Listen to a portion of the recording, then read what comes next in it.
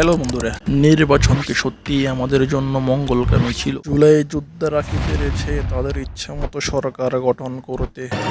কেন ইউনূস সরকার সংসদ সংবিধানের আগেই বা নির্বাচন করতে বাধ্য হলেন? বর্তমান সরকার থাকলে কেমন হবে আমাদের ভবিষ্যৎ বাংলাদেশ? নির্বাচন হওয়াটা সত্যিই আমাদের জন্য ইতিবাচক দিক বলে বিবেচনা করতে হবে, কেননা এই দীর্ঘ 18 মাসে আমরা দেখেছি শুধু একের পর এক আন্দোলন, রাস্তা ব্লক আর মানুষের ভোগান্তি। ছাত্র তো আমরাও ছিলাম। আমার কল্যাণপুর অফিস আমার যাওয়া লাগবে। আমি আধা ঘন্টা সময় নষ্ট হয়েছে এখানে। আমার কমিটমেন্টের দাম নাই। আমি ছাত্র ছিলাম না, 2 বছর পরে আগে তুমি যাবে ছাত্র ছিলাম।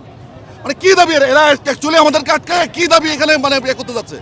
দাবি তো যমুনার সামনে যাক, ওই গণভবন এলাকায় যাক, সংসদ ভবন এলাকায় যাক, এখানে কিসের দাবি সাধারণ মানুষের আটকায়? আরও দেখতে হয়েছে আমাদেরকে কাঁচা বাজারের সিন্ডিকেট, গ্যাস বোতলের দাম বৃদ্ধি।